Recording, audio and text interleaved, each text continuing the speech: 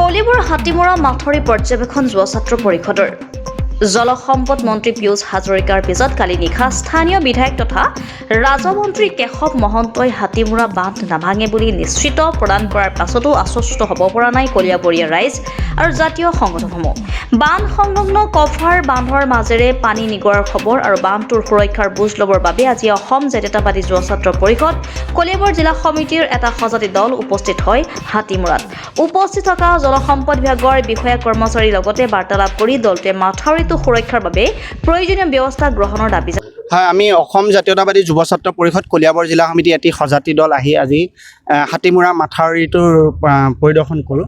যে কলিয়াবৰ ৰাইজৰ মাজত বহু প্ৰশ্ন আছিলে যে আজি কিছুদিনৰ পৰা যেতিয়াৰ পৰা বাৰিষা আৰম্ভ হৈছে তেতিয়াৰ পৰা কলিয়াবৰ ৰাইজৰ মাজত বহু প্ৰশ্ন উত্থাপন হৈছিল যে আকৌ 17 চন আৰু 24 চনৰ দৰে ভয়াৱহ পৰিস্থিতি হ'ব নেকি।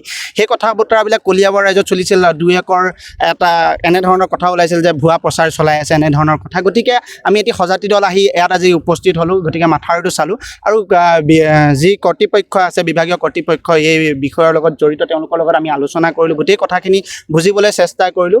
এতিয়া তেওঁলোকে কৈছে যে কণ্টিনিউৱাছলি 3-4 দিন বৰষুণ দিয়াৰ কাৰণে মাথাউৰিটো কিছু অংশ মাটি খহি গৈছে বুলি কৈছে, কিন্তু যোন নদীৰ দিশৰ পৰা কোনো ধৰণৰ পানী এতিয়ালৈকে এইটো দিশত অহা নাই বুলি তেওঁলোকে আমাক কৈছে। গতিকে আমি তেওঁলোকক প্ৰশ্ন কৰিলোঁ যে আপোনালোকে প্ৰতিশ্ৰুতি দিব পাৰিবনে। তেওঁলোকে কৈছে প্ৰকৃতিৰ কথা ক'ব নোৱাৰি, কিন্তু তেওঁলোকে আমাক আশ্বাস দিছে যে তেওঁলোকে যিমান দূৰ কৰিছে বানপানী হ'ব নালাগে বুলি তেনেকুৱা ধৰণৰ বা পানী বাগৰি আহিব বা পানী নিগৰি আহিব নালাগে বুলি তেওঁলোকে আমাক প্ৰতিশ্ৰুতি দিছে।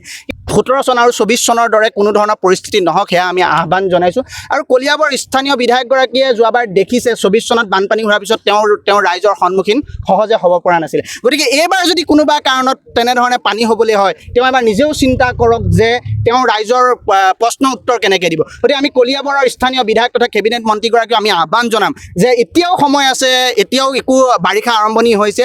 গতিকে এই 3-4 দিনৰ বৰষুণতে যদি মাথাউৰিৰ কিছু অংশ মাটি ভাঙি যাব পাৰিছে তেনেহ'লে বাৰিষা আৰম্ভণি হৈছে, বাৰিষা আকৌ বহুত বাকী আছে, বহু বৰষুণ হ'বলৈ আছে। গতিকে পিছলৈ ভয়াৱহ পৰিস্থিতিৰ সৃষ্টি হ'ব পাৰে বুলি আমাৰ কিছুমান সন্দেহ হৈছে। গতিকে আমি আহ্বান জনাম বিভাগীয় কৰ্তৃপক্ষক আৰু স্থানীয় বিধায়কগৰাকীক যে এতিয়াও সময় আছে, আপোনালোকে অত্যাধুনিক বৈজ্ঞানিক পদ্ধতিৰে আপোনালোকে কষ্ট কৰি আছে, দিনে ৰাতিয়ে কষ্ট কৰি আছে, আৰু অলপ কষ্ট কৰি কলিয়াবৰ ৰাইজ যাতে মানে তেওঁলোকে সকাহ পায় যে ভয় নাখায় যে কোনো ধৰণৰ পানী নাহে, সেয়াৰ এটা পৰিস্থিতি সৃষ্টি কৰক। আৰু আপোনালোকৰ যি দেখিছোঁ ৰাতি দিন কাম কৰিছে তাৰ বাবে আমি বিভাগীয় কৰ্তৃপক্ষক ধন্যবাদ জ্ঞাপন কৰিছোঁ। স্থানীয় বিধায়কগৰাকীক সেই ক্ষেত্ৰত আমি ধন্যবাদ জ্ঞাপন কৰিছোঁ।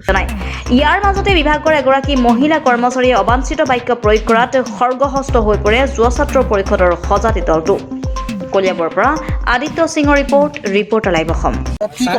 নাই ভালকে জানিব বিচাৰিছোঁ ইয়াত কেইজন কৰ্মচাৰী আছে আপোনালোকৰ? বৰ্তমান 4জন আছে আৰু 2জন আপোনাৰ হেৰিয়াত গৈছে, বজাৰ কৰিব গৈছে। আপোনাৰ কাৰ্যবাহী অভিযন্তা ক'ত আছে? কাৰ্যবাহী ছাৰটো আপোনাৰ নগাঁৱত আছে আৰু আমাৰ বেলেগ বেলেগ ছাইডতো হৈ আছে, তো তেখেত বৰ্তমান তাত বিজি আছে। আপোনাৰ কাৰ্যবাহী অভিযন্তা ইয়ালৈ অহা নাই নি? আহিছে, পৰহি ৰাতি আহিছে। পৰহি আহিছিলে, আজি আহিছে নি? আজি বৰ্তমানলৈকে ছাৰ আহি পোৱাহি নাই। এতিয়া কামটো কি চলি আছে ইয়াত? বৰ্তমান আপোনাৰ এইখিনি যিখিনি কালি হেৰি হৈছিল অকণমান খহিছিলে সেইটো আপোনাৰ হেৰি হৈ আছে, তাত যে জিঅ' বেগ দিছে। এতিয়া যিফালৰ পৰা পানী আহিব বা অহাৰ সম্ভাৱনা আছে সেইফালে প্ৰটেকশ্যনৰ কিবা ব্যৱস্থা কৰিছে নি? সেইফালেতো অলৰেডি আপোনাৰ সেইখিনি দিয়া হৈছে, এতিয়ালৈকে সেইফালৰ পৰা এতিয়া আমাৰ ইয়াত পানী অহা নাই। যদি আহে তেতিয়া আহিলে আমাৰ কাম ষ্টাৰ্ট হ'ব, কিন্তু অহাৰ পিছত হ'ব নি? অহা নাই ছাৰ। নহয় বুজিছোঁ, অহাৰ পিছত তাত প্ৰটেকশ্যনৰ ব্যৱস্থা হ'ব নে আগত কিবা কৰিব? আগত আপোনাৰ সেইফালৰ পৰা যেতিয়া হেৰি হ'ব তেতিয়া অবভিয়াছলি আপোনাৰ হেৰি কৰিব, কিন্তু এতিয়ালৈকেতো নাহে, সেইটো আপোনাৰ অহাৰ হেৰি নাই। আপোনাৰ পানী অহাৰ কোনো চান্সেই নাই এইবাৰ নাই আপোনাৰ। Reporter live Assam.